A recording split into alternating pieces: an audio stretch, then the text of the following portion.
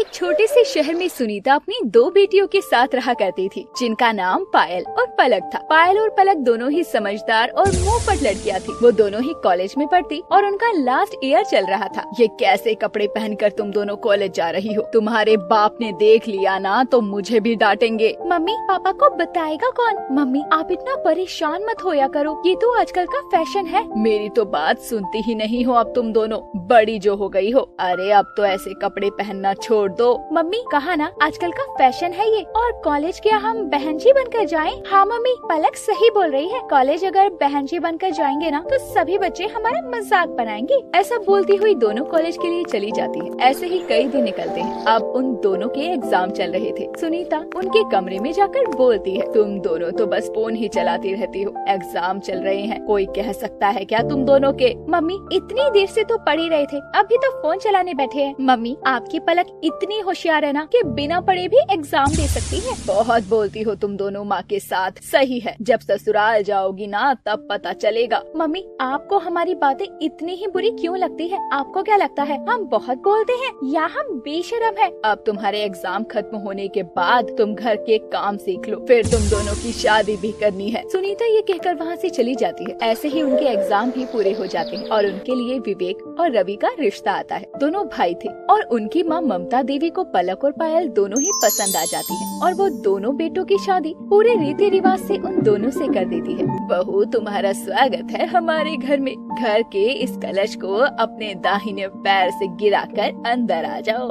पलक उस कलश को हाथ में उठाकर अंदर ले आती है। मम्मी जी, आप इतने सारे अनाज में लात क्यों लगवा रही हैं हमसे? ये अनाज काम आ सकता है। बेटा, यही तो रस्म है। पायल अपना घूंघट ऊपर हटाते हुए बोलती है। मम्मी जी, आपकी ये सारी रस्मों में तो मेरा दम निकल जाएगा, इतनी गर्मी लग रही है इस घूंघट में। तुम्हारी हिम्मत कैसे हुई मुझसे बिना पूछे अपना घूंघट ऊपर करने की? मम्मी, मुझे घूंघट लेने की आदत नहीं है। मैं इतनी देर से घूंघट में हूँ, मैं और घूंघट नहीं ले सकती। ये सब वहाँ के मेहमान देख रहे होते हैं और दोनों बहू को बहुत ही बेशर्म कहने लगते हैं। पायल और पलक दोनों ही अपने कमरों में चली जाती हैं। उसके बाद दूसरे दिन सुबह होती है। पायल ब्लैकलेस ब्लाउज और पलक शॉर्ट ड्रेस पहनकर सबके सामने आ जाती है। अरे ये क्या पहना है तुम दोनों ने? बड़े घर की बहू को ये सब पहनना सूट करता है क्या? अरे मम्मी जी, आप कितनी ओल्ड फैशन है। ये बात तो तुमने सही कही पायल। मम्मी जी बहुत ओल्ड फैशन है। हाँ, मैं ओल्ड फैशन हूँ। संस्कार नाम की भी कोई चीज होती है, शर्म तो तुम दोनों में है ही नहीं। ममता की बात को वो दोनों नहीं मानती और वहाँ से चली जाती हैं। जिसके बाद विवेक और रवि पायल और पलक को हॉल में बुलाते हैं। पायल, इधर आओ। अभी आ रही हूँ। पलक, तुम भी इधर आओ, तुमसे कुछ बात करनी है। आती हूँ जी। दोनों ही बहनें हॉल में आती हैं तो अपने अपने पतियों को वहाँ गुस्से में खड़ा हुआ देखती हैं। क्या हुआ विवेक जी, आप इतने गुस्से में क्यों हैं? बताइए, आप दोनों को इतना गुस्सा क्यों आ रहा है? तुम्हें नहीं पता कि हम गुस्से में क्यों हैं? अरे क्या हुआ है, सही से बताइए। जब तुम दोनों से माँ ने एक बार बोल दिया कि ऐसे कपड़े नहीं पहनने हैं, पर तुम दोनों मानती क्यों नहीं हो? मैं आपको बता दूं, हम दोनों ऐसे घूंघट में नहीं रहने वाले। हम जो भी पहने हमारी मर्जी। ऐसा बोलकर दोनों वहाँ से चली जाती हैं। भाई, ये दोनों नहीं मानेंगी, ये दोनों तो बेशर्म है।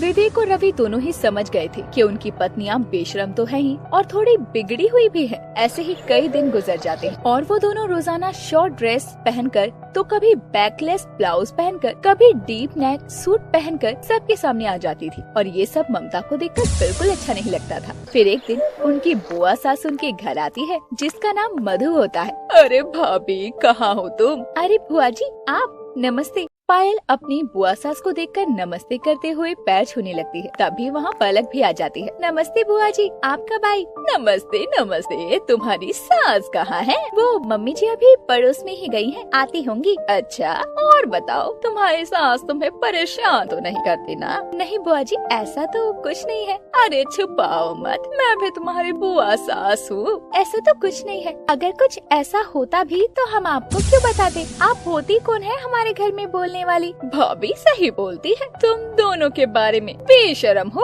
अच्छा, तुम बताओ या मत बताओ, आपको पता है ममता तुम दोनों पर रोक टोक करती है और तुम्हें परेशान भी रखती है। मेरी एक बात मानोगी? जी बोलिए। अपने अपने पतियों को लेकर अलग हो जाओ या तो अपनी सास को ही घर से निकाल दो। अच्छा, तो आप चाहते हैं हमारे परिवार में फूट पड़ जाए? जैसे आपकी बहू और बेटों ने आपको निकाल दिया है, ऐसे ही हम भी मम्मी जी को निकाल दें? अरे रे रे, बहुत बोलती हो तुम तो, अपनी जुबान पर लगाम दो। क्या बोल रही हो तुम? सही तो बोल रही हूँ, हम तो बेशरम हैं और आप बेशरम के साथ बदतमीज भी हो। हमारे तो सिर्फ कपड़े छोटे हैं और आपकी सोच छोटी है। ये सब उनकी सास ममता दरवाजे पर खड़ी सुन रही होती है। मम्मी जी आप कब आई? जब मधु तुम्हें अलग होने की सलाह दे रही थी। अरे भाभी, मैंने सब सुन लिया, कोई सफाई देने की जरूरत नहीं है। सही कह रही थी पायल, इनके तो सिर्फ कपड़े छोटे हैं और लोगों की तो सोच ही छोटी होती जा रही है। भाभी आप गलत समझ रही हो, मैं तो बस। मधु निकल जाओ मेरे घर से, इससे पहले कि मैं तुम्हें धक्के मारकर निकालूं। मधु इस समय उनके घर से चली जाती है। अब ममता देवी को समझ आ गया था कि उसकी बहुएं बेशरम जरूर है पर बेहया नहीं। मुझे माफ कर दो तुम दोनों, मैं तुम्हारी गुनहगार हूँ। मैंने तुम्हें कितने ताने दिए। मम्मी जी आपको माफी मांगने की जरूरत नहीं है। हाँ मम्मी जी आपको माफी मांगने की जरूरत नहीं। हम छोटे कपड़े तो पहनते हैं पर हमारी सोच छोटी नहीं है। सही कह रही हो बहू, आज के बाद मैं तुम पर कोई रोक टोक नहीं करूँगी। जो मर्जी आता है वही पहनो और वही करो। इसके बाद ममता देवी कभी भी पायल और पलक को किसी भी बात के लिए उन्हें बेशर्मी का ताना नहीं देती। पायल और पलक भी ममता की बहुत इज्जत करती और सब खुशी खुशी रहने लगते हैं।